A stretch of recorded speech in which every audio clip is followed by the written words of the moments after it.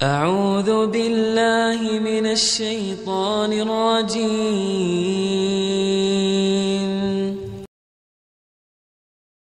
بسم الله الرحمن الرحيم. السلام عليكم ورحمة الله وبركاته.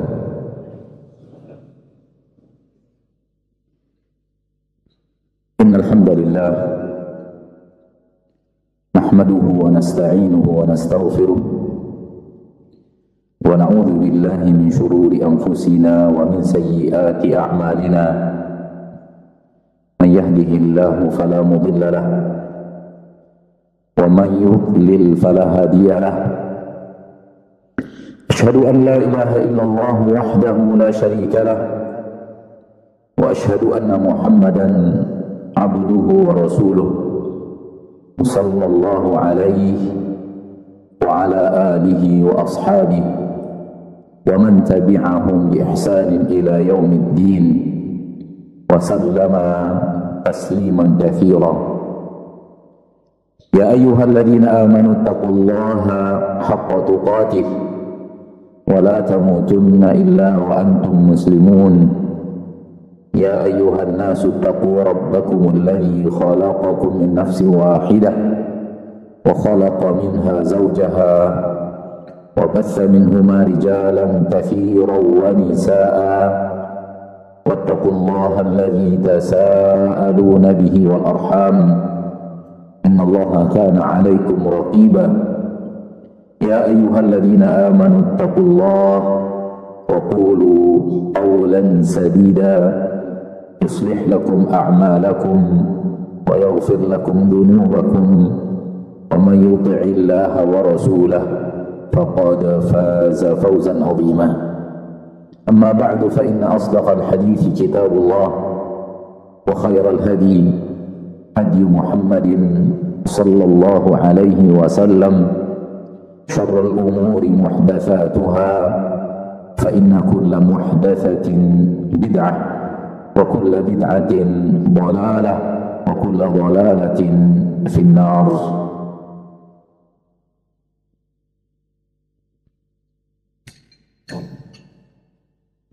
Ma'asyiral muslimin wal muslimat, al-hadirin wal hadirat, al-musyahidin wal musyahidat, para pemirsa dimanapun anda berada, rahimani wa rahimakumullah.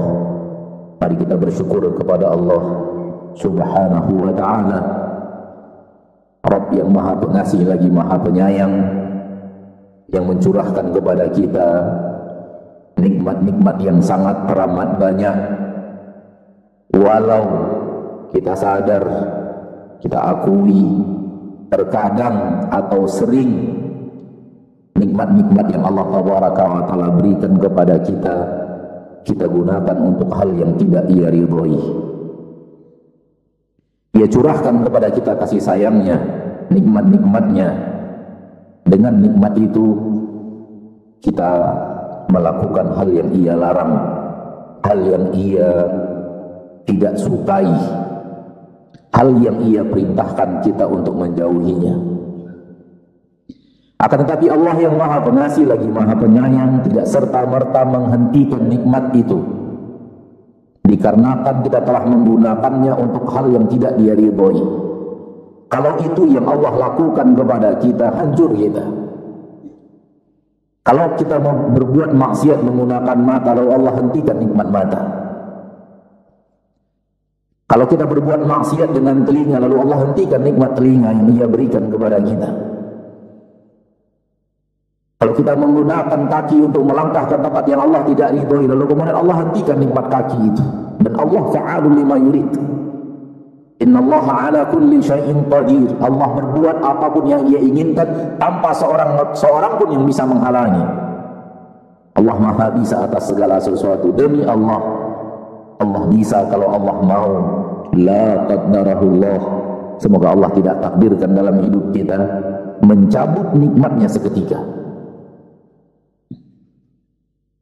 Oleh karena itu, kita bersyukur kepada Allah yang maha pengasih lagi maha penyayang, yang terus saja mencurahkan kepada kita nikmat-nikmat itu, walau terkadang atau mungkin sering nikmat yang Ia berikan kepada kita gunakan untuk berbuat maksiat kepadanya. Namun Ia Maha Pengasih lagi Maha Penyayang, tak serta-merta menghentikan nikmat tersebut. Semoga Allah Tabaraka wa Ta'ala menerima permintaan maaf kita kepadanya, permintaan ampun kita atas dosa dan kesalahan yang kita lakukan kepadanya, Rabbul Izzati wal Jalalah. Allah suka memaafkan, Allah suka mengampuni, dan Allah sangat mencintai hambanya yang bertaubat kepadanya. Nabiullah Adam alaihi salam lebih mulia setelah berbuat maksiat dan bertaubat daripada sebelumnya. Allah Tabaraka wa Ta'ala sangat mencintai hamba-hambanya yang bertaubat, bersimpuh, memohon ampun kepadanya. Maka perbanyaklah permintaan taubat, permintaan ampun kepada Allah Rabbul Izzati wal Jalalah, terutama di akhir-akhir malam, karena itu waktu yang spesial untuk pengampunan dari Allah Rabbul Izzati wal Jalalah. Ma'asyiral muslimin, ma'asyiral muslimat, saudaraku, saudariku, al-hadirin wal hadirat, pada kesempatan yang berbahagia ini kita dimintakan untuk berbicara seputar lisan. Sebuah pekerjaan yang sangat rumit. Saking rumitnya, Allah berjanji kepada orang yang bisa menguasai lisannya sebuah janji yang luar biasa. Di dalam Al-Quran surah Al-Ahzab yang tadi ayat yang kita bacakan, ya ayyuhalladzina amanu taqullaha wa qulu qawlan sadida. Hai orang-orang yang beriman, bertakwalah kepada Allah dan ucapkanlah kata-kata yang benar. Ketika berkata-kata dengan lisan, ucapkan yang benar, ucapkan yang Allah ridhoi, ucapkan yang Allah suka, ucapkan yang Allah Tabaraka wa Ta'ala izinkan kita menggunakan lisan kita untuk mengucapkannya. Perintah dari Allah Tabaraka wa Ta'ala. Kalau itu kita lakukan, kita jaga lisan kita dan kita ucapkan dengan lisan kita hanya hal-hal yang diridhoi, hal-hal yang dicintai Allah, hal-hal yang diizinkan Allah Tabaraka wa Ta'ala, kita untuk mengucapkannya dengan lisan kita, itu dia qaulan sadida. Allah berjanji dalam ayat setelahnya, yuslih lakum a'malakum. Allah akan perbaiki untuk kalian amalan-amalan kalian. Dengarkan baik-baik janji Allah.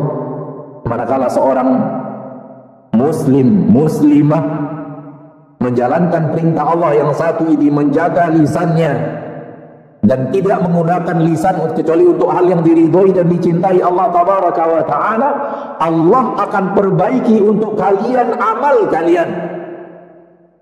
Akhi fid din, ukhti fid din, rahimani wa rahimakumullah. Mana yang lebih kita harapkan? Kita berjuang memperbaiki amal kita atau Allah yang memperbaiki amal kita?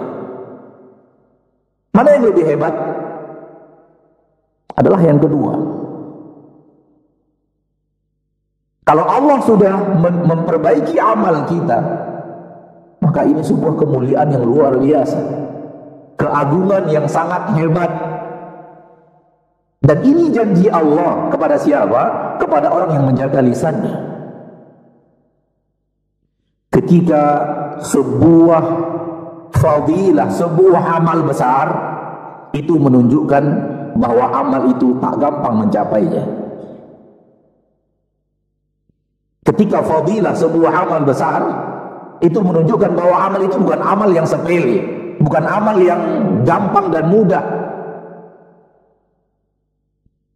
Dan semua kita tahu alangkah sulitnya menjaga lisan kita.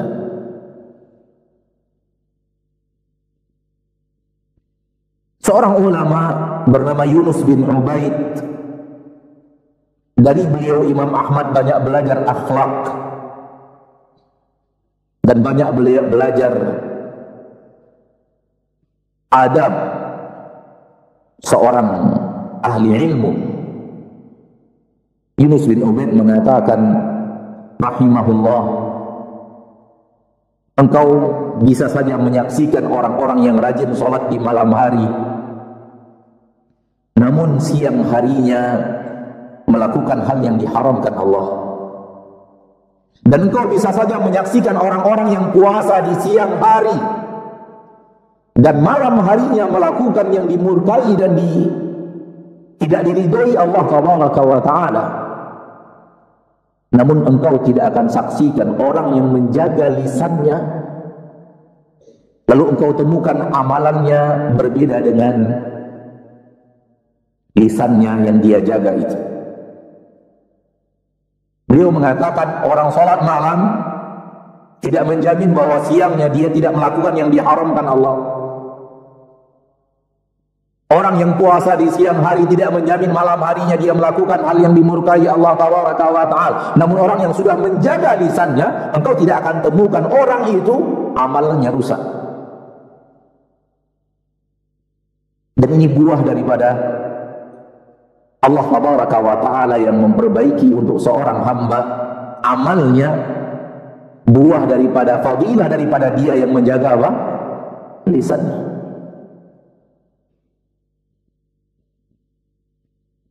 Terlalu banyak manusia hidup di zaman kita sekarang ini, ketika berbicara ma'asyaral muslimin, ma'asyaral muslimat, dia anggap pembicaraannya membias dan di udara dan hilang. Paham apa yang saya maksud? Ketika dia berbicara, dia anggap ungkapan pembicaraannya itu setelah dia ucapkan hilang begitu saja di udara, habis. Dan bukan begitu sebenarnya. Allah mengatakan di dalam Al-Quran surat Qaf ayat 18, "Ma yalfidhu min qawlin illa ladaihi raqibun atid." Tidak ada satu lafaz yang dikeluarkan, tidak ada satu ucapan yang keluar dari lisan, illa ladaihi raqibun atid, melainkan akan ada malaikat raqib dan atid. Akhi fiddin, kalau kita ingin mendapatkan kemuliaan yang tadi Allah katakan di dalam Al-Quran, dalam ayat yang tadi kita bacakan, hal yang harus kita lakukan adalah kita tidak pernah menganggap perkataan kita sesuatu yang akan hilang. Dan ini salah satu kaidah penting bagi orang yang serius ingin memperbaiki lisannya. Dia tidak pernah menganggap lisannya mengeluarkan kata yang kemudian hilang begitu saja. Dan ini yang terjadi di zaman kita sekarang. Orang berbicara, dan di hatinya tidak pernah merasakan bahwa pembicaraannya itu direkam. Pembicaraannya itu tertulis dan akan dia pertanggungjawabkan di akhirat.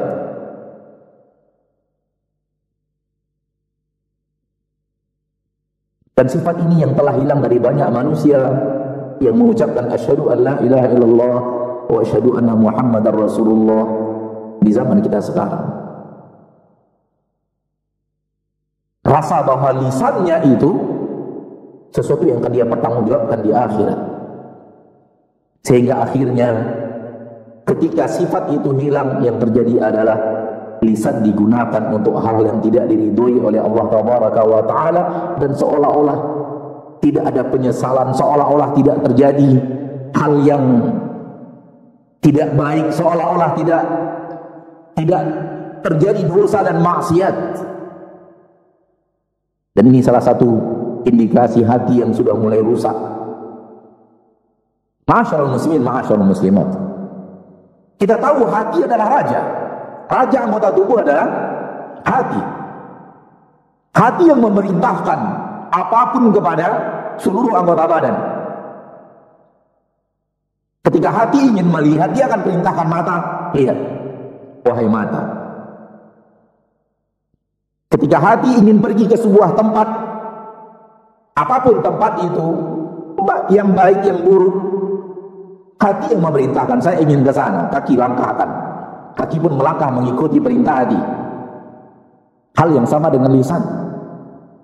Lisan hanya juru bicara hati. Lisan hanya juru bicara hati. Dia mengungkapkan apa yang ingin diungkapkan oleh hati manusia. Engkau wahai muslim, engkau wahai muslimah, hatimu akan berbicara, ingin mengungkapkan kata, dan ia gunakan lisan untuk mengucapkan itu. Oleh karena itu, lisan manusia gambaran hatinya. Kita menilai manusia dengan apa yang dia ucapkan dengan lisannya. Ketika lisannya mengucapkan hal-hal yang diridhoi dan dicintai oleh Allah Tabaraka wa Ta'ala, Rabbul Izzati wal Jalalah, itu kita bisa menilai, penilaian kita bisa salah, bisa benar, tapi dari situlah kita menilai, dan kita tidak salah menilai seseorang. Kita tidak salah menilai seseorang, itu penilaian kita. Dan kita hanya menilai manusia sesuai dengan apa yang tampak oleh kita dari manusia itu. Kalau dia selalu mengucapkan kata-kata yang baik, dia selalu menjaga lisannya, maka kita akan menilai dia orang yang hatinya baik. Kenapa? Karena lisan yang keluar itu adalah ungkapan hatinya. Hal yang sebaliknya, manakala kita melihat seseorang selalu mengeluarkan kata-kata yang tidak diridhoi Allah, dengan lisannya dia ucapkan hal-hal yang tidak dicintai Allah Tabaraka wa Ta'ala, dengan lisannya dia lakukan dosa-dosa lisan, kita pun bisa menilai ini orang hatinya tidak baik. Penilaian kita dari mana kita lihatnya? Dari apa yang dia ucapkan. Karena lisan adalah juru bicara hati. Hati yang baik akan mengeluarkan kata-kata yang baik, hati yang kotor akan mengeluarkan kata-kata yang kotor.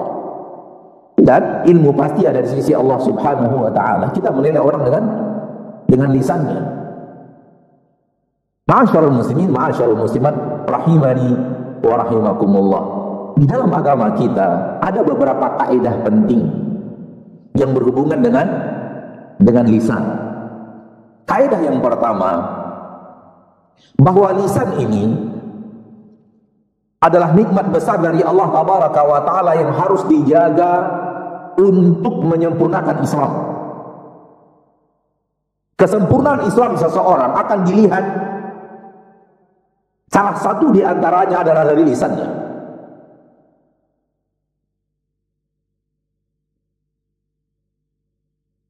Rasulullah SAW dalam hadis yang sahih Imam Bukhari dan Muslim mengatakan, al-muslimu man salimal muslimuna min lisanihi wa yadihi. Seorang muslim adalah orang yang selamat muslim lainnya dari kejahatan lisannya dan tangannya. Lihat, kaidah penting dalam masalah ini, kesempurnaan Islam seseorang, baik dan tidak baiknya Islam seseorang dilihat dari lisannya.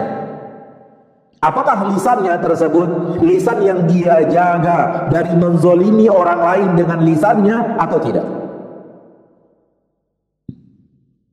Ketika dia adalah orang yang menjaga lisannya daripada menyakiti orang lain, membicarakan orang lain dengan pembicaraan yang akan mengandung dosa, maka dia bukan muslim yang sebenarnya, bukan muslim yang diinginkan Rasul kita tercinta Muhammad sallallahu alaihi wasallam. Tetapi kalau dia adalah orang yang selalu perhatian kepada apa yang diucapkan dengan lisannya, dia memperhatikan apa yang keluar dari lisannya, dan dia memperhitungkan apa yang akan dia keluarkan dengan lisannya, maka ini adalah kesempurnaan Islam seorang muslim. Darinya dia mencapai kesempurnaan agama Islam.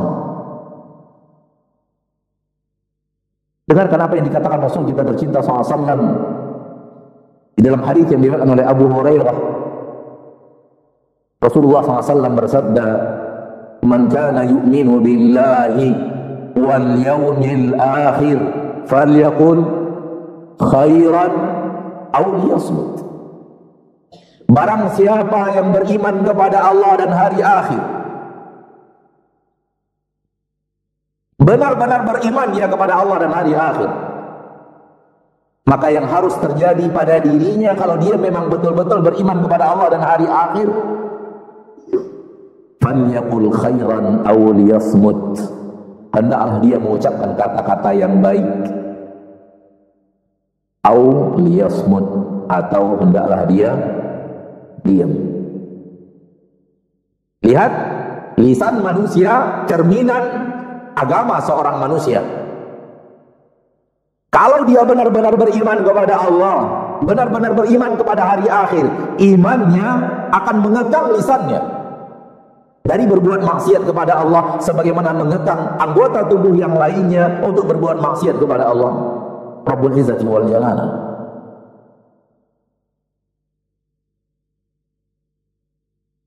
Sebagaimana imannya mengekang tangannya untuk mencuri, menzolimi orang lain dengan cara memukul orang lain, mengambil harta orang lain, menulis kata-kata yang tidak diridhoi Allah Tabaraka wa Ta'ala, atau yang lainnya.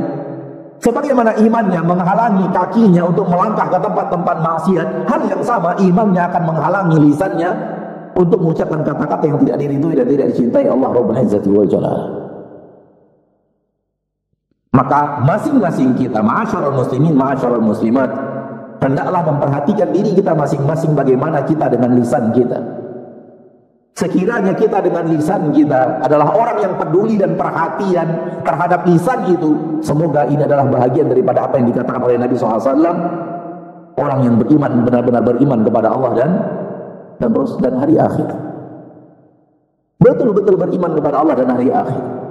Namun ketika kita termasuk orang yang tidak peduli kepada apa yang kita ucapkan dengan lisan kita, kita tidak peduli apakah orang lain tersakiti oleh lisan kita, baik orang itu hadir atau orang itu tidak hadir, sama saja. Menyakiti muslim yang hadir sama dengan menyakiti muslim yang tidak hadir. Apa bedanya? Karena menyakiti seorang muslim adalah maksiat.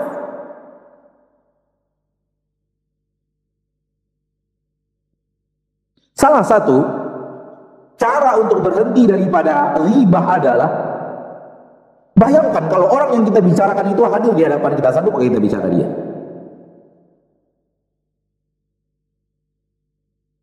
Sanggup gak kita bicara dia? Ketika yang kita bicarakan itu orangnya hadir di hadapan kita. Maka seorang muslim adalah orang yang menjaga amanah. Ketika saudaranya tidak suka dibicarakan itu, ketika dia hadir di hadapannya, hal yang sama ketika saudaranya itu tidak hadir di hadapannya.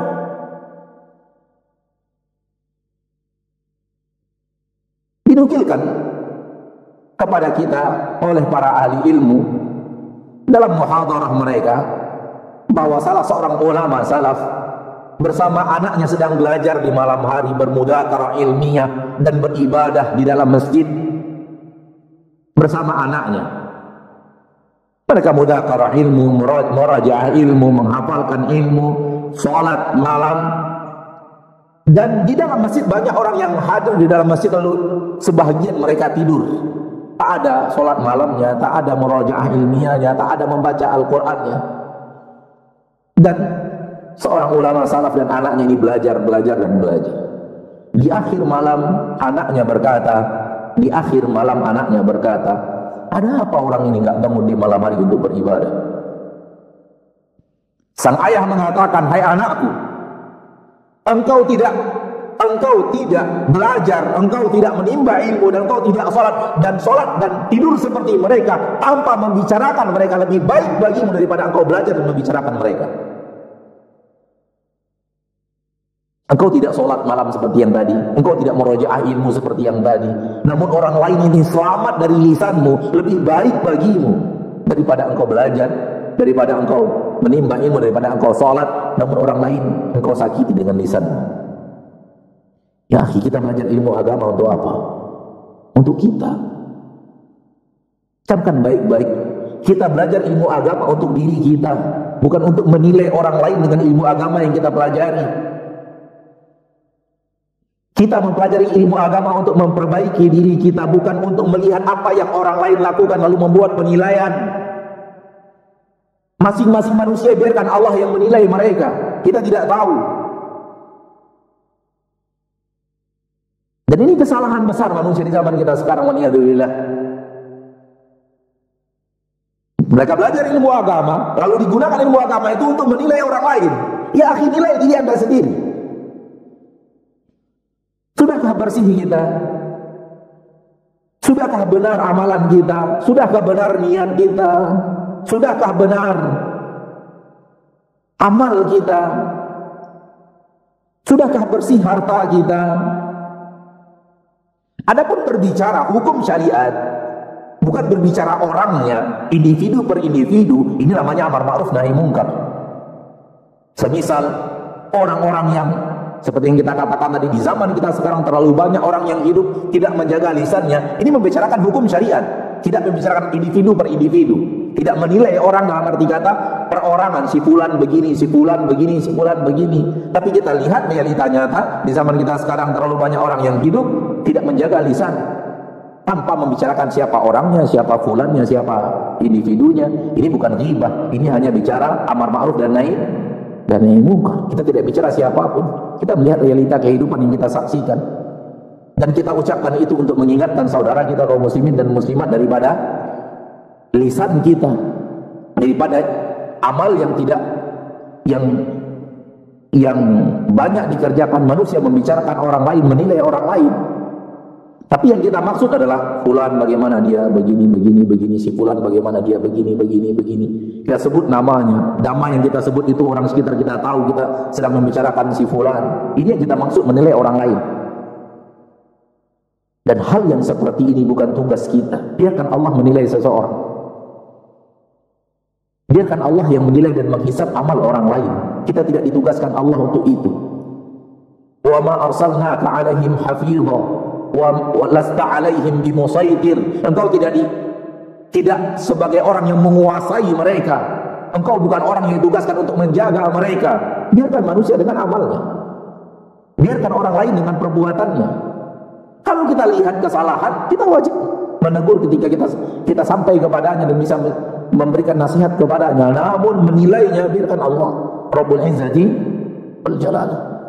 Ma'asyarul muslimin, ma'asyarul muslimat. Apabila kita melihat nasihat para ulama salaf, maka kita akan menemukan mereka adalah orang-orang yang selalu mengingatkan kita untuk berbicara amal yang baik saja.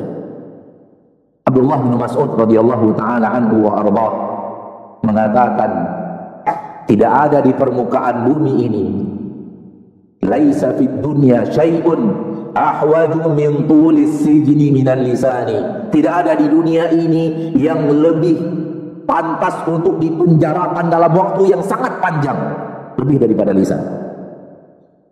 Lebih daripada lisan. Tidak ada di permukaan bumi ini sesuatu yang kita penjarakan penting dan sangat butuh untuk kita penjarakan panjang dalam waktu yang panjang lebih daripada lisan. Lihat bagaimana Abdullah bin Mas'ud mengingatkan kita dari apa yang beliau pelajari dari Nabi kita tercinta Muhammad sallallahu alaihi wasallam.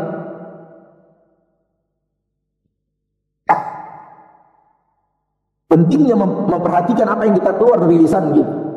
Penjarakan lisanmu, kata Abdullah bin Mas'ud. Dan itu yang paling penting untuk Anda penjarakan dalam waktu yang panjang.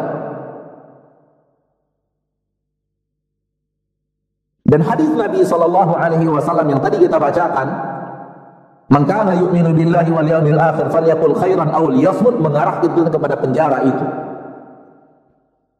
Yaitu penjarakan apa yang akan kita ucapkan dulu sebelum kita keluarkan dari penjara yang kita buat di depan lisan kita. Kalau dia adalah baik baru boleh dikeluarkan.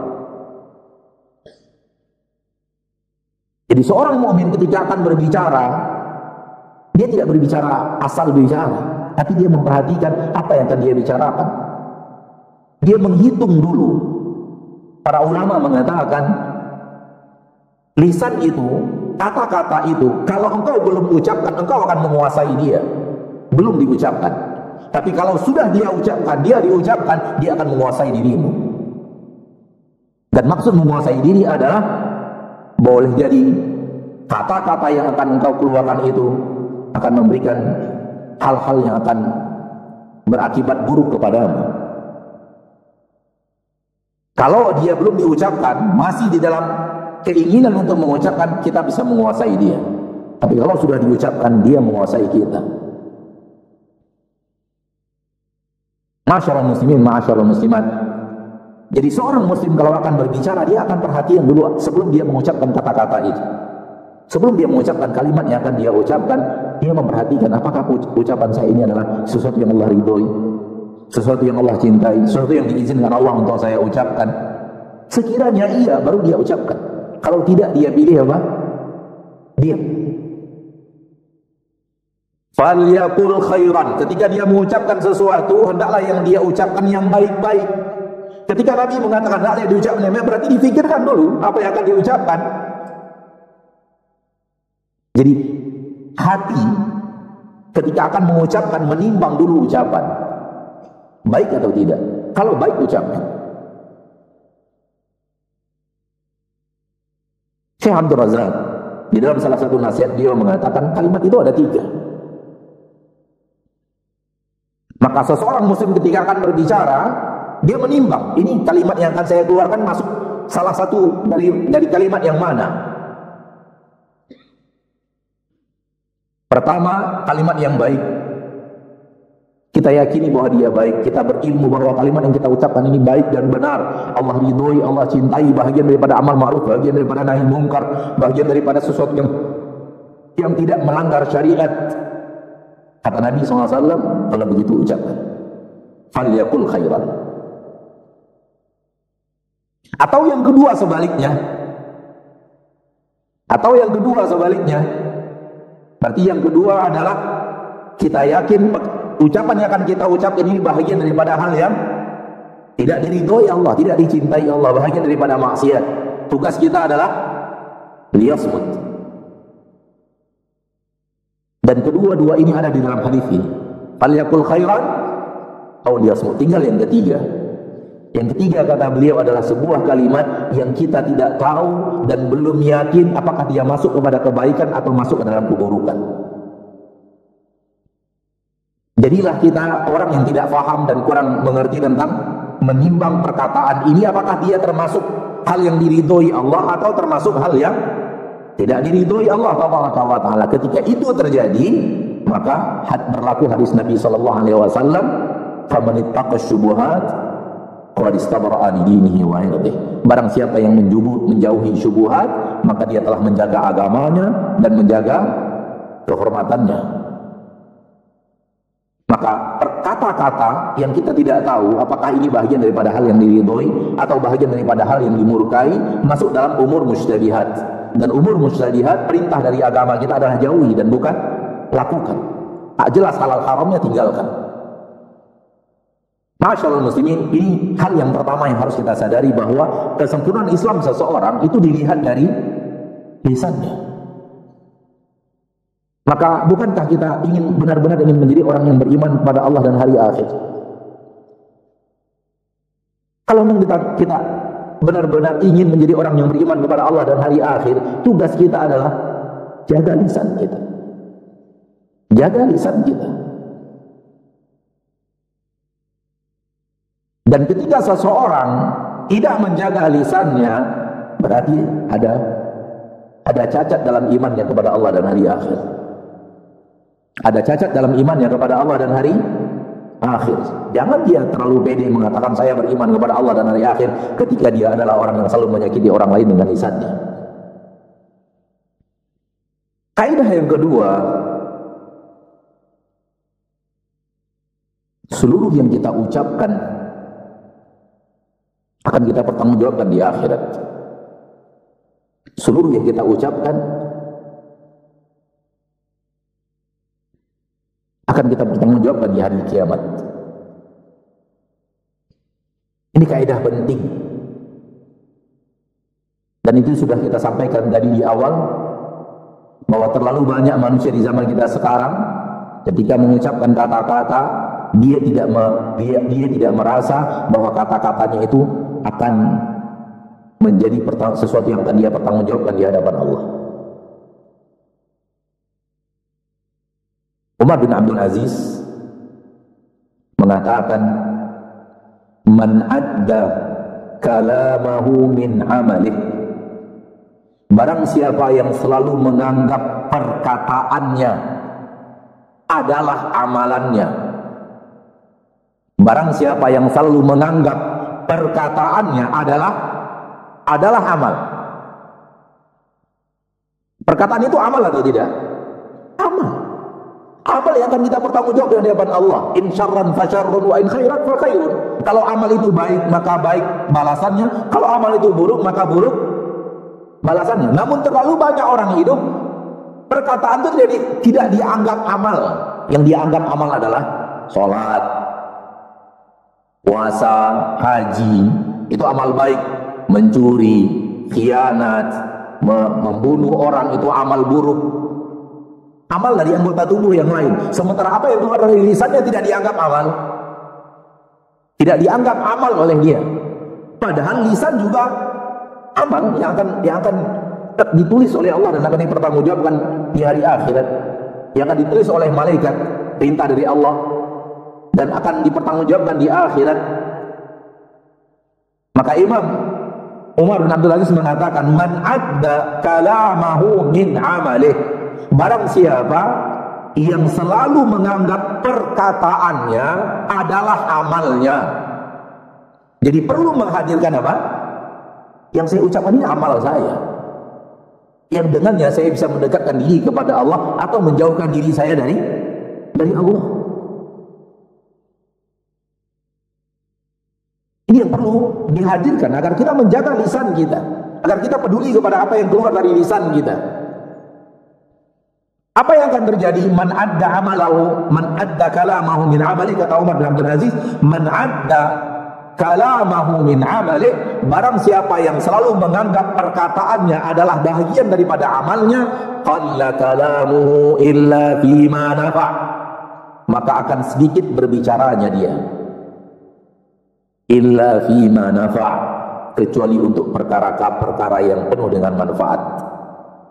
Maka dia akan terlihat menjadi orang yang berbicara kalau dalam pembicaraannya penuh dengan manfaat, baik manfaat duniawi, apalagi manfaat akhirat, manfaat ukhrawi. Tapi kalau tidak manfaat, Anda akan menemukan dia adalah orang yang tidak banyak berbicara. Pembicaraannya hanya untuk hal-hal yang bermanfaat. Yang tidak bermanfaat, dia akan terlihat menjadi orang yang sedikit berbicara. Qalla kalamu, sedikit pembicaraannya, illa fima nafa', kecuali untuk hal yang bermanfaat. Salah satu nasihat penting para ulama yang pernah kita dengarkan, Rasul Anda Muhammad SAW saking sedikit berbicaranya sampai pembicaraan beliau dihafal oleh sahabat. Rasul itu saking tidak banyak berbicara sampai pembicaraan beliau itu dihafal oleh sahabat.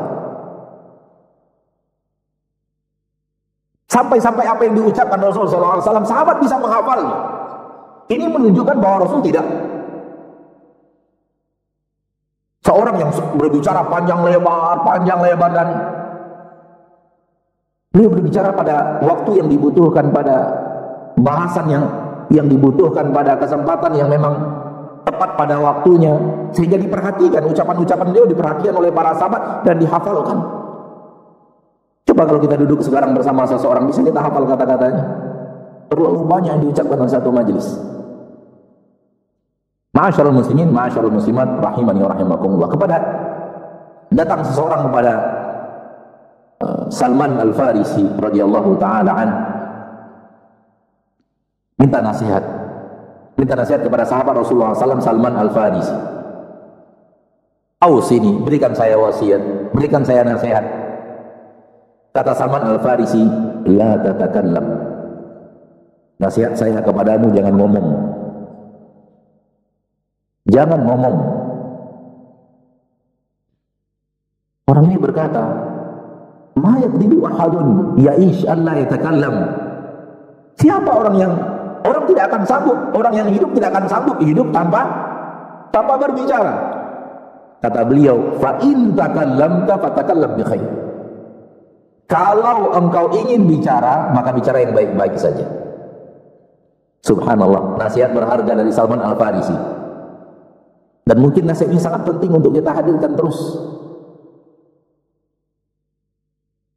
Dan cara beliau memberikan nasihat luar biasa. Ketika seorang datang murid daripada tabi'in tentunya datang kepada beliau berkata, "Tolong nasihati saya wahai sahabat Rasulullah SAW, Salman." Kata beliau, "Nasihat saya kepadamu, jangan ngomong." Bagaimana orang hidup nggak ngomong? Kalau ngomong yang baik-baik saja.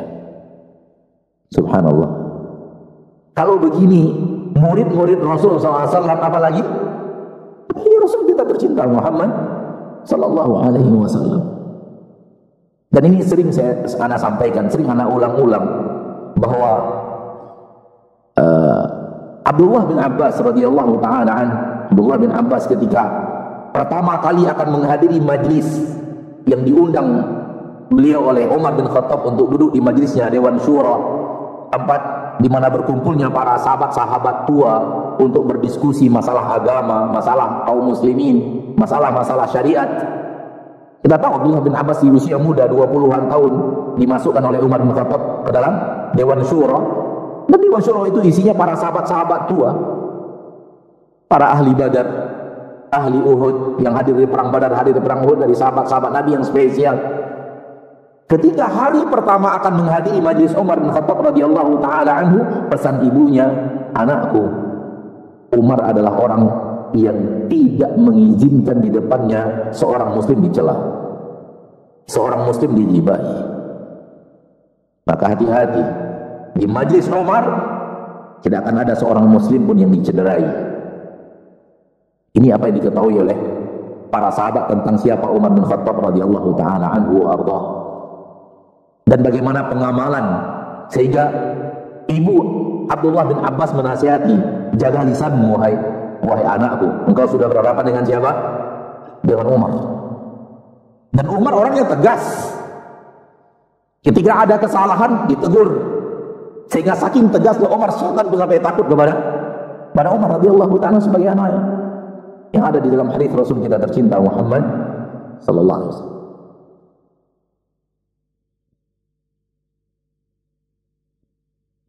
Baik, insyaallah kita lanjutkan nanti setelah kita melaksanakan salat isya berjamaah. Wa sallallahu wasallam wa baraka wa an'am ala abdihi wa rasulihi Muhammadin. Salatu wassalamu ala asyrafil anbiya'i wal mursalin wa ala alihi wa sahbihi ajma'in. Asyhadu an la ilaha illallah wahdahu la syarika lah wa asyhadu anna Muhammadan abduhu wa rasuluh. وصلى الله عليه وعلى آله وأصحابه ومن تبعهم بإحسان إلى يوم الدين وسلم تسليما كثيرا وبعد.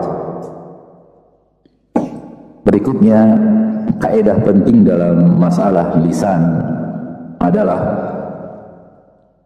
lisan bisa menjadi tunggangan ke surga atau tunggangan ke neraka.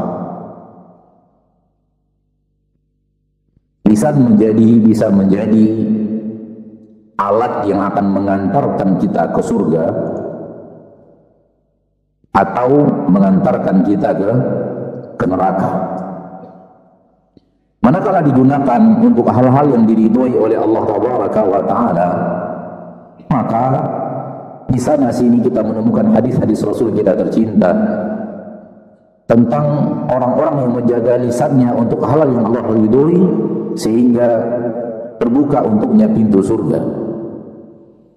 Dan di sana kita menemukan hadis-hadis tentang orang yang tidak menjaga lisannya dan lisannya yang mengantarkannya ke neraka Allah Tabaraka wa Ta'ala Rabbul Izzati wal Jalal. Ini menunjukkan bahwasanya lisan itu tidak gampang.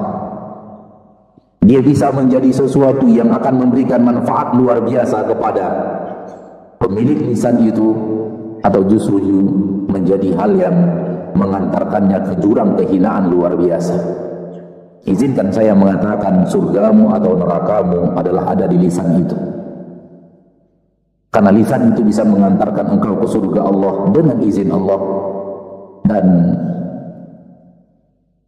lisan itu bisa mengantarkan engkau ke neraka Allah Tabaraka wa Ta'ala. Hadis yang sahih ketika Nabi SAW menasihati Mu'adz bin Jabal radhiyallahu ta'ala anhu wa ardahu, amsik alaika hadha, tahan lisanmu ini wahai Mu'adz. Mu'adz radhiyallahu ta'ala anhu bertanya kepada Rasulullah SAW, a inna la mu'akhaduna bima natakallamu bih, apakah kita akan dihukum oleh Allah disebabkan apa yang kita ucapkan? Rasulullah SAW menjawab, "Thaqilatka ummuka ya Mu'adz." Kalimat teguran akan kata yang tidak atau pernyataan yang kurang baik ditegur oleh Nabi. Kalimat "thaqilatka ummuk" sering diterjemahkan ibumu telah bersusah-susah melahirkanmu. Namun itu tidak lazim dalam bahasa kita. Namun dia adalah kalimat teguran akan sesuatu yang salah yang terjadi di hadapan.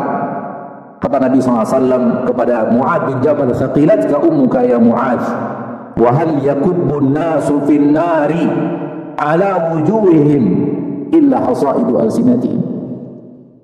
Tidakkah orang-orang yang terjungkal masuk ke dalam neraka Jahannam dengan wajah mereka yang dahulu masuk ke dalam neraka Jahannam illa hasaidu alsinatihim, melainkan itu adalah buah dan hasil daripada lisan mereka itu.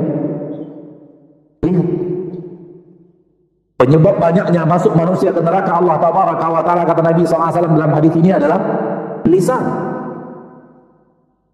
Dan dalam hadis yang lain dari Imam Tirmidzi, aktsaru ma yudkhilun nasan nar, yang paling banyak memasukkan manusia ke neraka, yang paling banyak memasukkan manusia ke neraka, al-famu wal farj, mulut dan kemaluan. Siapa ini? Orang-orang yang tidak menjadikan lisannya jalan ke surga Allah Tabaraka wa Ta'ala. Namun bagi orang-orang yang menjadikan lisannya sesuatu yang dia jaga untuk dia beribadah kepada Allah dengan lisan tersebut, Rasulullah SAW mengatakan dalam hadis yang sahih riwayat Imam Bukhari, "Man yadmanu li ma baina lahyaihi wa rijlaihi admanu lahul jannah."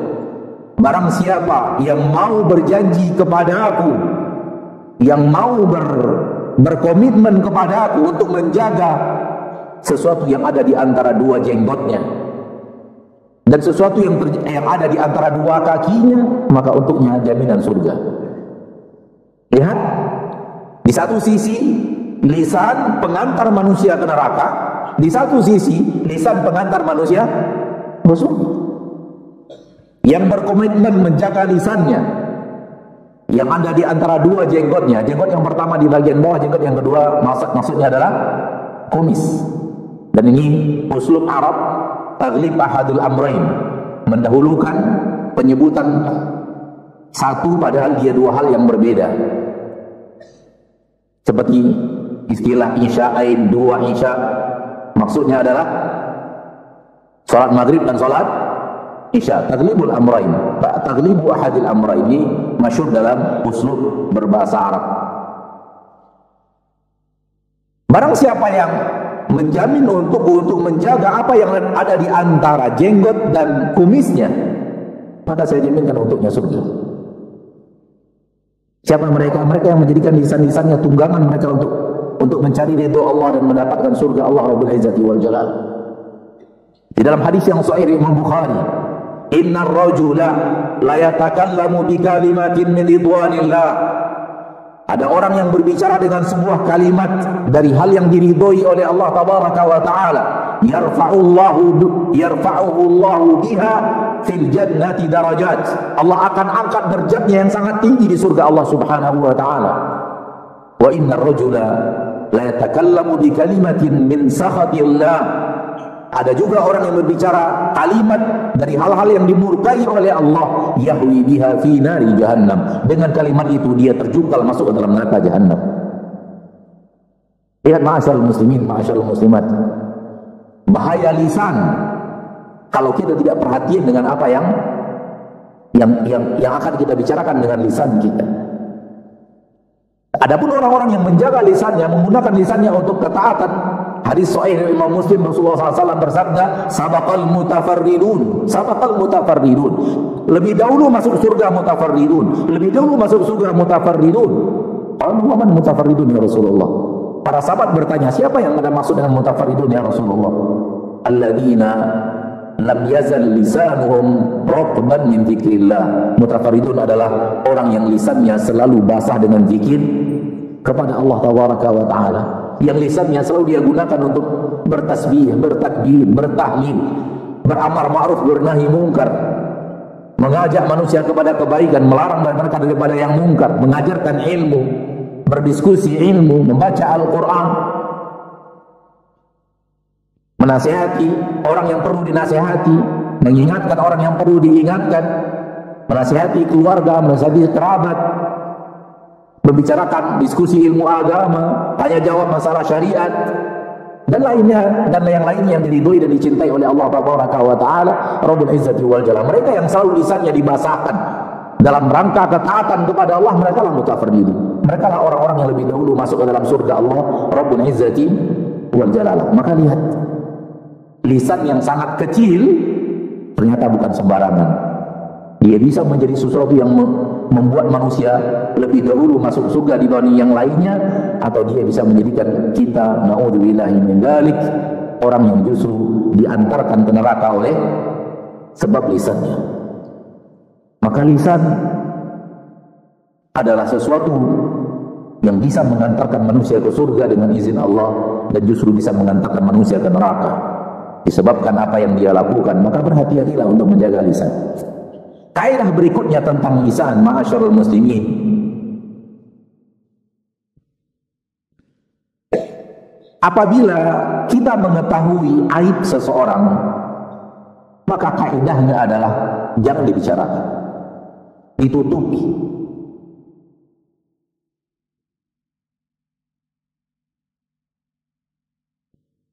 Itu kalau kita tahu aib seseorang dan nampak oleh kita aib seseorang.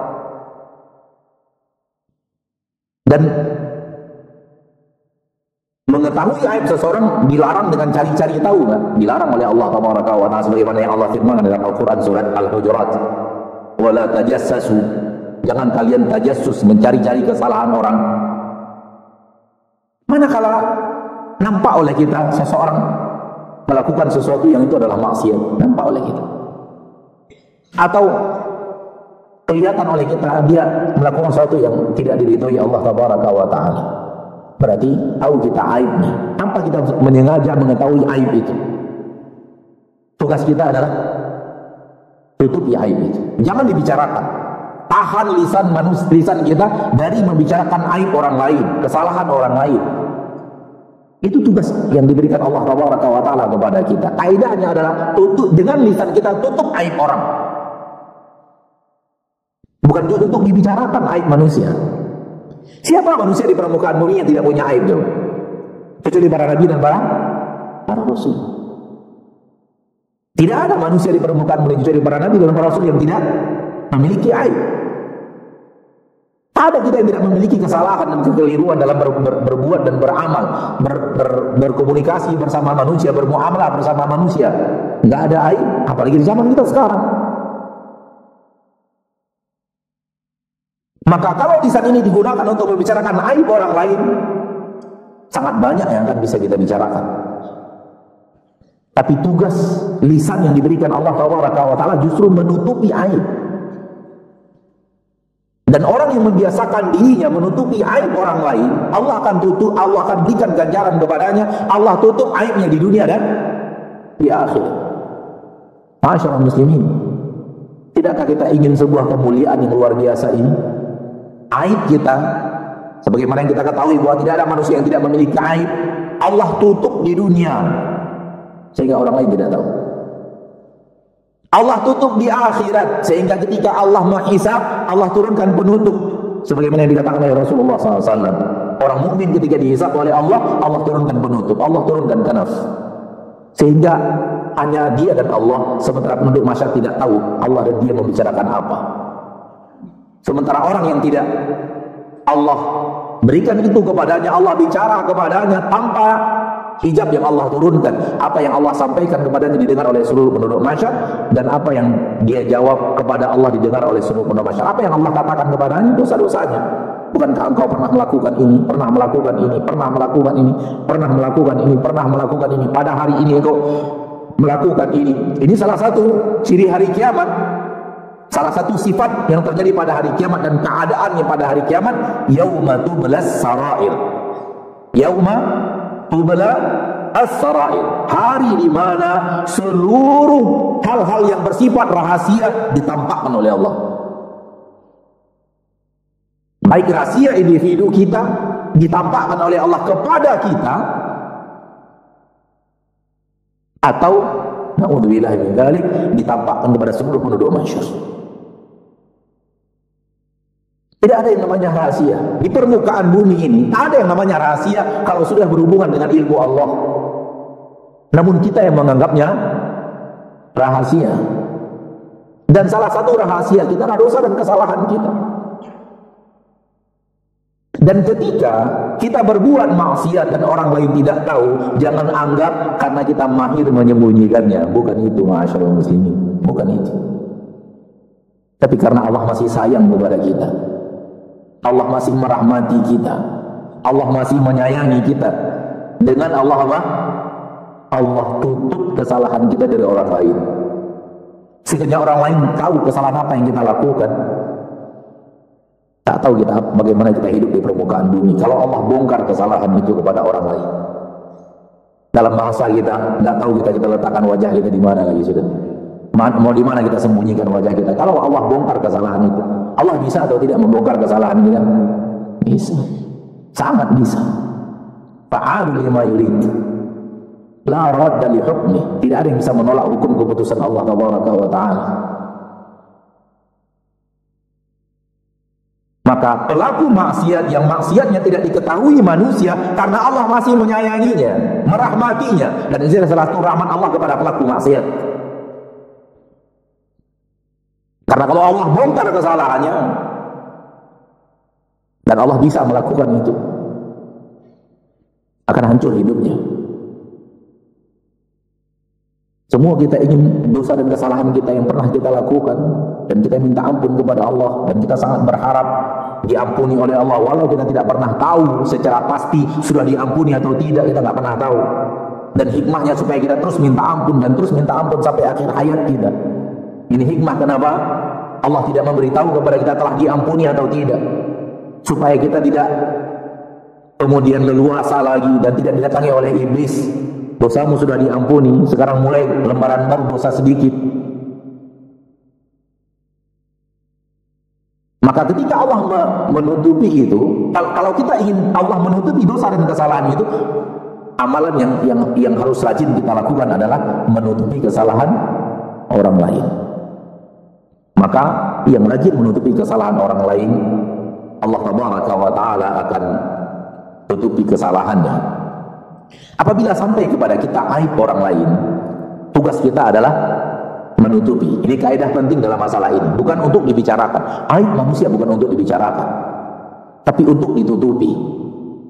Akan tetapi lihat apa yang sering terjadi yang kita perhatikan, ya. Di zaman kita sekarang ini, banyaknya orang yang tidak peduli apakah lisannya menyampaikan, menyebut aib dan kesalahan orang, ya. Dan ini secara syahwat disukai secara syahwat. Membicarakan kesalahan orang itu disukai syahwat. Dan tugas kita adalah menahan syahwat itu. Dan syarat yang akan diberikan oleh Allah untuk penduduk surga salah satunya adalah wa nahan nafsa 'anil hawa, menahan dirinya dari ajakan hawa nafsunya. Maka membicarakan aib orang lain nikmat. Maka orang yang tidak hati-hati, dia akan hanyut dalam kenikmatan maksiat itu. Yang tidak hati-hati dengan lisannya, tidak menjaga dan tidak memenjarakan lisannya, dia akan hanyut dalam pembicaraan itu. Oh subhanallah, kalau sudah bicara aib orang lain 1 jam, 2 jam, 3 jam, sebagian manusia tidak merasa menghabiskan waktu yang panjang untuk bicara hal tersebut. Naudzubillahi min dzalik. Ya. Maka lisan itu ditugaskan Allah untuk menjaga aib orang, ditahan aib itu. Kalau seseorang punya kekurangan, tugas kita jangan sebut kekurangan manusia itu. Suatu hari Rasulullah sallallahu alaihi wasallam bersama Aisyah, dan Aisyah membicarakan tentang seorang wanita, alangkah pendeknya wanita ini, punya aib pendek. Kata Rasulullah SAW kepada Aisyah, ya Aisyah, laqad qulti kalimatan law muzijat bima'il bahri lamazajat. Wahai Aisyah, engkau sudah mengucapkan sebuah kata-kata dengan lisanmu yang apabila dosanya dimasukkan ke dalam air laut akan memberikan warna bagi air laut itu, akan memberikan sesuatu untuk air laut itu, akan memberikan rasa yang mencampuri rasa air laut itu. Lau muzijat bima'il bahr, apa yang kau ucapkan tadi dosanya apabila dicemplungkan ke laut akan memberikan aroma baru terhadap air laut. Lamazajat, akan terjadi air laut ada tambahan rasa disebabkan dosa yang menyebutkan pendek kali orang ini. Lihat si pendek itu misalnya. Cuman kalimat yang seperti itu kata Rasulullah SAW, dosanya kalau dicemplungkan dalam air laut mampu memberikan warna baru, ada rasa baru untuk air laut. Kalau dosa itu rasanya pahit, dimasukkan ke dalam air laut menjadi asin plus pahit. Kalau rasanya pedas, masukkan ke dalam air laut berubah menjadi asin plus pedas. Dosa dari menghujat orang lain akan aib yang ada pada dirinya. Maka ketika seorang Yahudi datang kepada Rasulullah SAW dan mengucapkan kepada Rasulullah SAW, Assalamu alaik. Assam artinya mati, Assalam artinya keselamatan.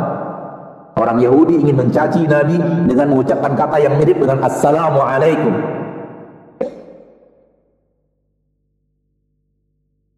Dan ini kesalahan besar, mendoakan kematian, celaka kamu.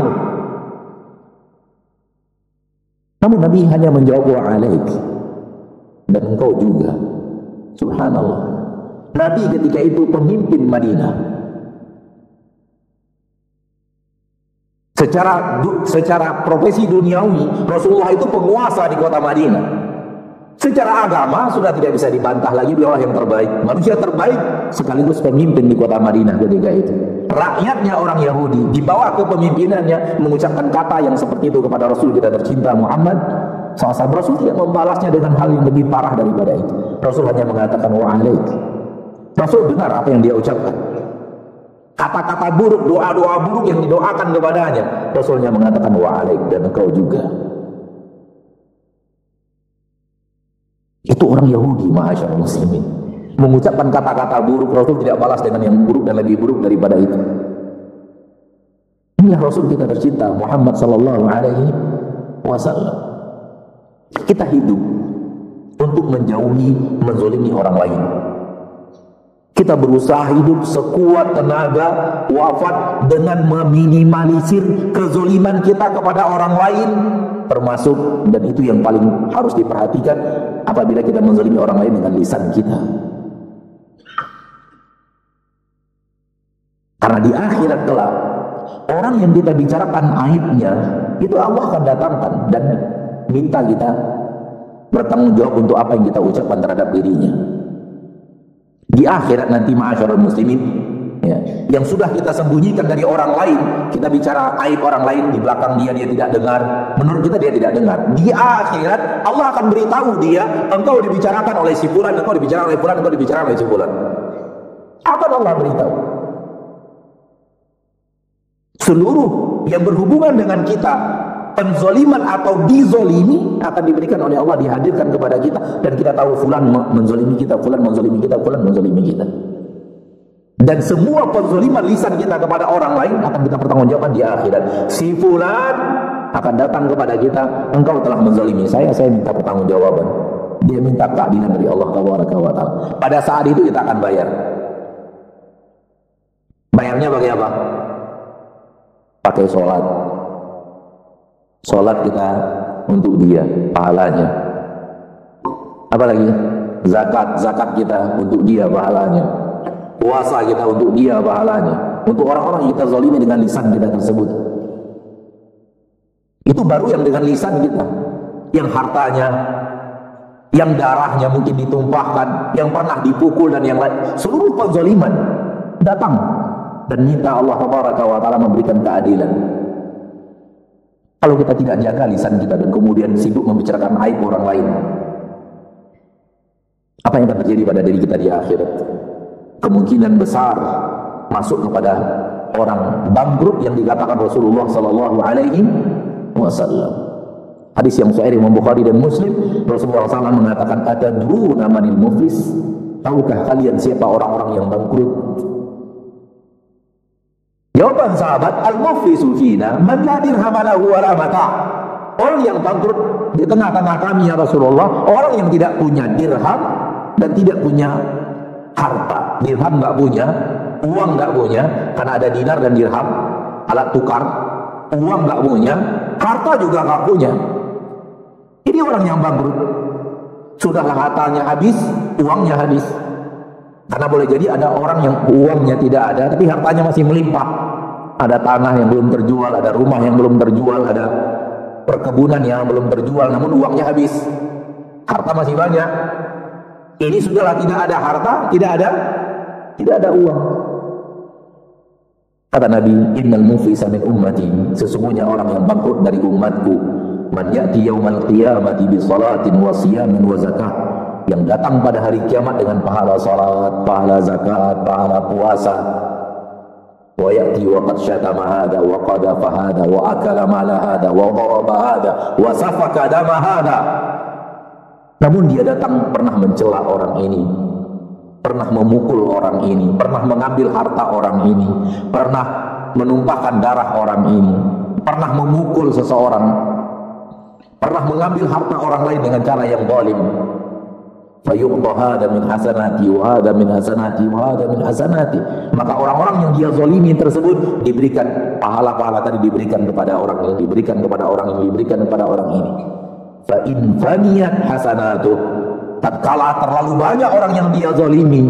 Ingat, kita membahas masalah lisan, masuk di dalam ayat ini, masuk di dalam hadis ini. Ketika terlalu banyak orang yang kita zalimi dengan lisan kita, maka akan kita banyak bayar dengan amal kita. Apa yang terjadi? Fa in faniyat hasanatu, ketika habis amal solehnya untuk membayar orang-orang yang dia zalimi, gimana lagi? Habis. Pahala salatnya habis, pahala zakatnya habis, pahala puasa Ramadannya habis, pahala i'tikafnya habis, pahala infaknya habis, pahala birrul walidain habis untuk membayar orang-orang yang dizalimi. Ukhidat min sayyi'atil madlum, akan diambil dosa orang-orang yang dia zalimi. Faturihat alaihi, diberikan kepadanya. Dosa si A diambil. Orang lain yang mencuri, dia yang tanggung dosanya. Orang lain yang berzina, dia tanggung dosanya. Orang lain yang minum khamar, dia tanggung dosanya. Keadilan Allah Tabaraka wa Ta'ala Rabbul Izzati wal Jalal. Barang siapa yang menghadirkan ini di dalam agamanya, di dalam pengetahuannya, di dalam amalannya, maka sangat berhati-hati dengan menzalimi orang lain dengan hal yang paling mudah menzalimi orang lain, yaitu dengan lisan. Maka berhati-hati ma'asyarul muslimin, ma'asyarul muslimat, dengan lisan kita, karena itu bisa jadi penghancur besar seseorang di neraka di akhirat kelak.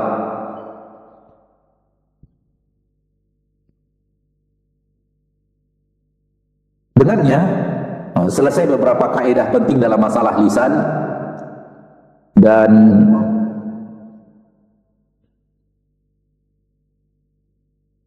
ada sesuatu yang ingin kita sampaikan di penghujung bahasan ini adalah yang tadi Anda ambil dari perkataan para ulama, dari muhadarah para ulama, namun yang sekarang ini Anda pisahkan karena kita lihat dari pengalaman kita bersama kaum muslimin. Orang yang biasa dengan lisannya membicarakan orang lain, dengan mengkritik orang lain, itu biasanya orang yang bukan pejuang dan orang yang rajin beramal.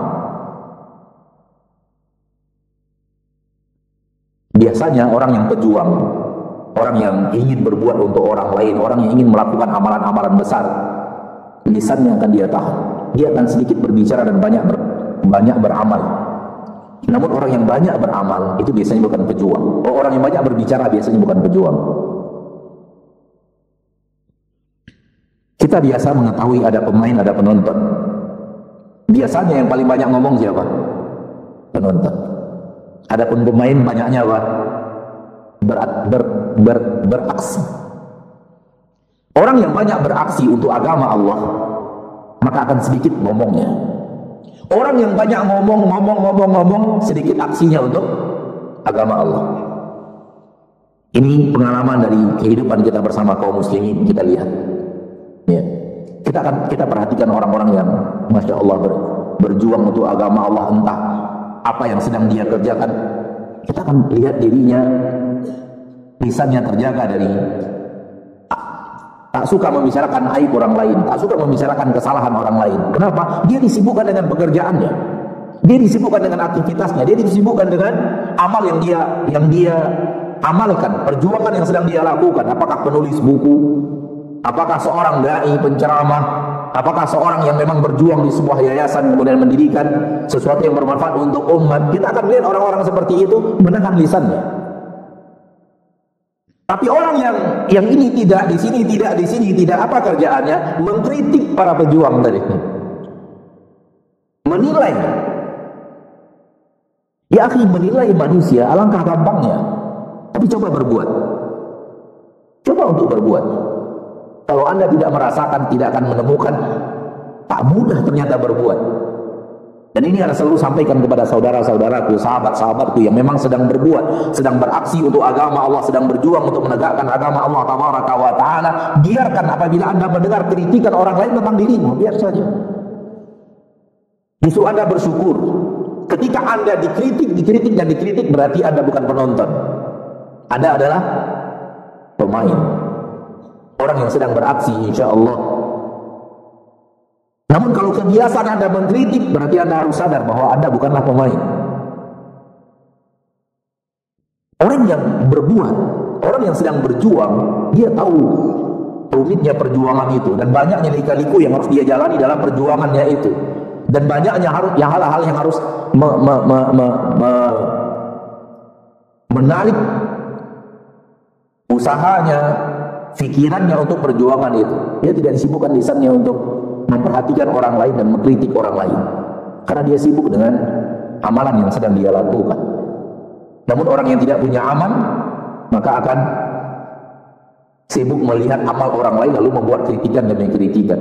Alangkah mudahnya mengkritik, namun coba beramal, coba berjuang, ikut dalam barisan. Maka orang yang kita lihat suka mengkritik ke sana, mengkritik ke sini, mengkritik ke sana, mengkritik ke sini, kita bisa lihat Anda bukan orang yang bermental pejuang dan bermental orang yang sedang berusaha. Kenapa? Anda adalah penonton yang kerjanya melihat orang lain dan menilai orang lain. Sering sekali yang kita kritik itu tak seperti itu di dalam realita yang sebenarnya. Masyarul muslimin, masyarul muslimat, di antara dosa ghibah yang dikatakan oleh Allah di dalam Al-Quran, surat Al-Hujurat ayat yang ke-12, wala yaghtab ba'dukum ba'dha ayuhibbu ahadukum an ya'kula lahma akhihi maita fakarihtumuh. Dan jangan salah seorang di antara kalian menggibahi, jangan sebagian daripada kalian menggibahi sebagian yang lainnya. Ayuhibbu ahadukum an ya'kula lahma akhihi maitan fakarihtumuh. Apakah kalian mau, kalian suka memakan daging saudara kalian sementara dia sudah menjadi mayat? Ini gambaran yang Allah sebutkan dengan dosa apa? Dosa ghibah. Dosa ghibah adalah memakan daging saudara kita itu sementara dia sudah menjadi mayat, bangkai manusia. Dan bangkai yang paling busuk adalah bangkai manusia. Bangkai yang paling busuk di permukaan dunia adalah bangkai manusia. Karena makanan manusia itu tidak teratur dengan aneka ragam makanan yang buruk, sehingga kalau menjadi bangkai terbusuk di permukaan bumi adalah bangkai manusia. Bangkai itu yang dimakan. Itulah gambaran tentang orang yang menggibahi saudaranya. Jadi ini bukan pekerjaan atau bukan dosa ringan, dosa membicarakan orang lain, membicarakan aib dan kesalahan orang lain. Maka berhati-hati saudaraku. Dan kalau Anda memiliki teman yang suka menggibahi orang lain, jangan berteman dengannya. Menghindar dari orang yang menggibahi orang lain. Kenapa? Karena kalau dia menggibahi orang lain di hadapan Anda, maka ketika dia di hadapan orang lain, Anda tidak ada, dia akan menggibahi Anda. Karena sifatnya menggibahi. Sifat dia suka apa? Menggibahi. Ketika dia menggibahi orang lain di hadapan Anda, itu artinya di belakang Anda dia menggibahi Anda. Dia menggibahi diri karena dia punya sifat menggibahi. Lihat kesalahan, bicarakan, lihat kesalahan, bicarakan, lihat kesalahan, bicarakan. Maka jaga diri kita, nasihati istri kita, nasihati anak-anak kita, jangan sibukkan mengurus orang lain. Sudah kita katakan dari di awal kajian, kita belajar ilmu agama untuk mengurus diri kita sendiri, untuk menilai diri kita sendiri, untuk memperbaiki diri kita sendiri, kemudian beramar ma'ruf nahi munkar, bukan untuk menilai orang. Penilaian biarkan Allah tabaraka wa ta'ala yang menilai orang lain, tapi beramar ma'ruf nahi munkar adalah kewajiban. Satu-satunya aib manusia yang halal untuk kita bicarakan dari manusia yang nampak oleh kita, aib manusia dan halal untuk kita bicarakan adalah orang yang menampakkan kemaksiatannya kepada orang lain, menjaharkan maksiatnya. Dia tidak sembunyikan maksiatnya, dia pertontonkan maksiatnya untuk orang luas. Itu boleh dibicarakan maksiatnya itu. Kalau dia menampakkan maksiatnya, dia tidak peduli, dia lakukan maksiat dan dia tidak peduli maksiat itu diketahui oleh orang lain, itu boleh dibicarakan, dan itu bukan bagian daripada aib. Di antara contohnya adalah kalau kita punya tetangga, katakanlah fulanah, biasa kemana-mana tidak menutup aurat, bahkan pakai celana pendek misalnya. Di zaman kita sekarang ini kejadian atau tidak? Ada banyak wanita-wanita yang keluar rumah tidak menutup aurat, bahkan bercelana sangat pendek atau bercelana sangat sempit tanpa menutup aurat. Lalu kita nasihati anak kita, anakku, kamu kalau keluar rumah harus berjilbab, pakaianmu harus lapang, jangan seperti pantai yang di sebelah tetangga kita, jangan seperti dia yang keluar rumah tidak menutup aurat, keluar rumah dengan baju-baju yang seperti itu, atau kita sebutkan. Dan tetangga kita itu misalnya adalah orang yang memang mempertontonkan itu kepada orang lain. Ini tidak dianggap apa? Dia dianggap ghibah. Kenapa? Orang ini telah mempertontonkan aibnya kepada orang lain.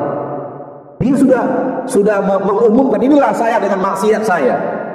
Maka orang yang telah mengiklankan kepada manusia maksiatnya, ketika kita membicarakan maksiat itu bukan iklan lagi, bukan membongkar aib lagi, padahal pada dasarnya dia telah membongkar aibnya sendiri kepada orang lain.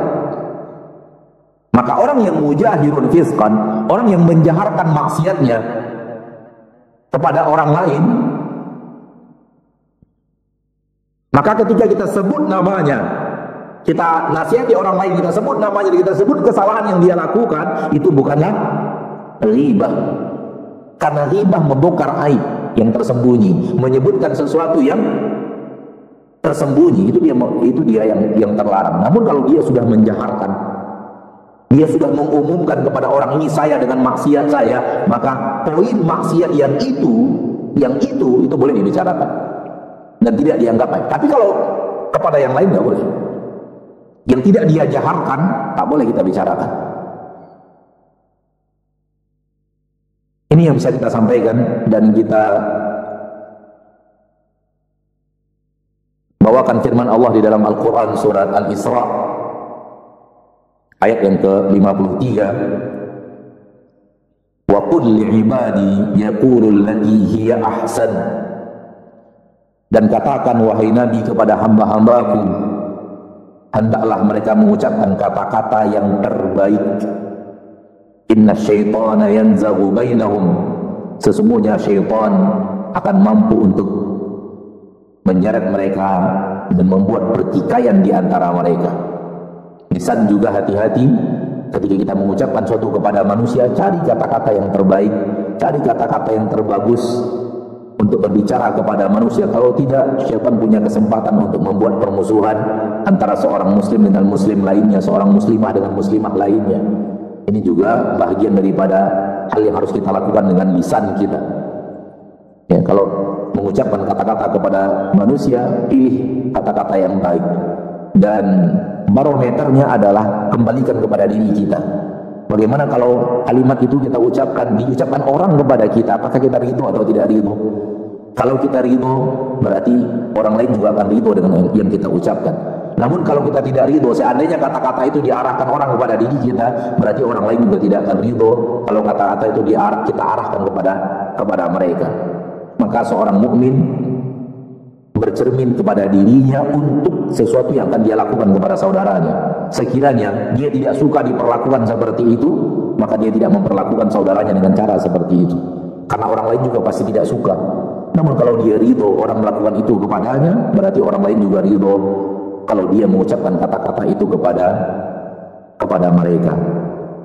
Di dalam hadis Nabi SAW mengatakan, wal ya'ti ilan nas alladhi yuhibbu an yu'ta ilaihi. Hendaklah dia datangi manusia dengan sesuatu yang dia suka dia didatangi oleh manusia. Ya, jadikan dirinya sendiri adalah cerminan. Bagaimana sekiranya saya di posisi dia, dia di posisi saya? Apakah kata-kata ini akan menyakiti saya? Kalau jawabannya iya, berarti jangan ucapkan kepada orang lain. Pilih kalimat yang lebih baik. Pilih kalimat yang lebih bagus daripada itu. Ini dia hal-hal yang bisa kita sampaikan secara materi dalam tema kajian kita pada malam hari ini. Afwan, ada satu lagi. Tadi kita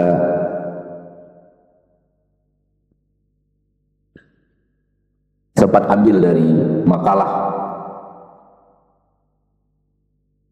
Disebutkan oleh Sufyan bin Husain Al-Wasiti, saya menyebut seseorang dengan sesuatu yang buruk di hadapan Iyas bin Muawiyah.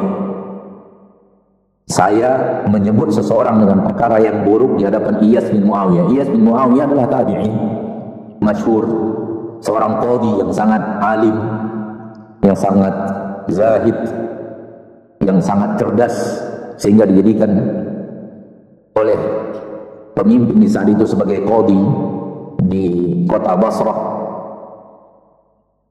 Saya menyebut seseorang dengan sesuatu yang buruk di hadapan Iyas, dan Iyas ini adalah muridnya para sahabat. Tabi'in adalah murid para sahabat. Lihat generasi para sahabat, bahkan murid para sahabat. Bagaimana para sahabat mendidik mereka? Kata Sufyan bin Husain Al-Wasiti, saya menyebut seorang lelaki dengan buruk di hadapan Iyas bin Muawiyah. Maka Iyas bin Muawiyah menatap kepada saya seraya berkata, maka Iyas bin Muawiyah melihat kepada saya sambil berkata, apakah kamu pernah berjihad melawan Romawi? Saya mengatakan tidak. Lalu dia bertanya lagi, apakah engkau pernah berjihad melawan Persia? Saya mengatakan tidak. Lalu dia menyebut, Iyas bin Muawiyah menyebut beberapa negeri lainnya. Apakah pernah kau berperang, berjihad melawan orang kufar dari Sin? Menjawab tidak. Lalu dia katakan, lalu Iyas bin Muawiyah mengatakan kepada saya, apakah selamat orang-orang kufar dari dirimu, namun tidak selamat orang muslim dari dirimu? Subhanallah. Sebuah cara menasihati yang sangat cerdas dari seorang qadhi di kota Basrah, Iyas bin Muawiyah, murid para sahabat. Dan orang-orang yang seperti ini orang yang biasa menjaga lisannya. Dia bertanya pertanyaan tentang jihad, dahulu dengan jihad, apakah Romawi engkau pernah berperang melawan Romawi, berjihad berperang melawan Persia, melawan Sins, melawan ini, melawan ini?